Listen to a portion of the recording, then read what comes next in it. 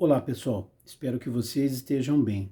Meu nome é Alexandre Campos, sou psicólogo clínico e organizacional e hoje venho falar com vocês sobre um sentimento, uma emoção muito forte que muitas vezes nos atrapalha. Ajuda, mas pode nos atrapalhar, que é com relação ao medo. O que seria o medo? Especificamente eu vou falar com o medo de exposição, mas o medo é uma situação que nos põe em perigo. E aí, normalmente, a gente toma algumas decisões. Fugimos ou atacamos.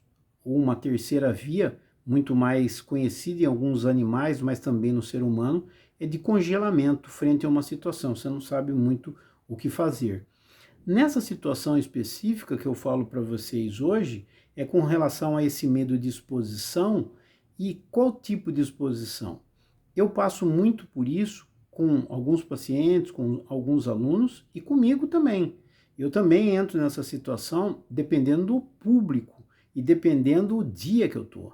Essa exposição especificamente que eu queria falar é o medo de falar em público, por exemplo, o medo de estar presente em algum momento onde você vai ser visto, só você fazendo alguma ação, por exemplo, também tocando um instrumento musical, independente se é para a sua igreja, se é para o seu lazer, de qualquer forma, isso gera uma tensão.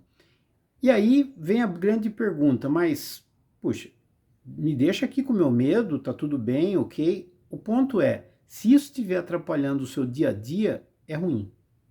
Você não está conseguindo trabalhar na empresa, você não está conseguindo ter promoção, você está lá na sua banda, ou você está lá na sua igreja, ou qualquer outro lugar que você gostaria muito de pôr, de se expor, né? Talvez nem o termo de gostaria de se expor, gostaria de mostrar o fruto do seu trabalho, mas não consegue.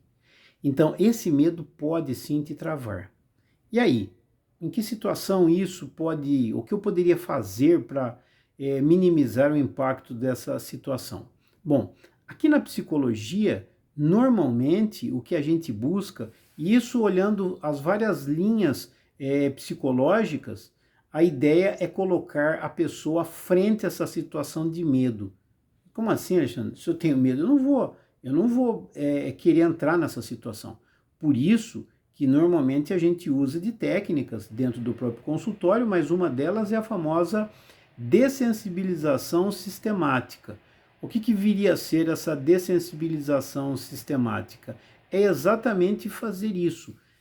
Aos poucos, colocar um medo perto de você para ver como que você enfrenta. E às vezes é uma situação simulada, na maioria das vezes é simulada. E pasmem, pessoal, muitas vezes a pessoa, só de falar na situação, ela fica desesperada.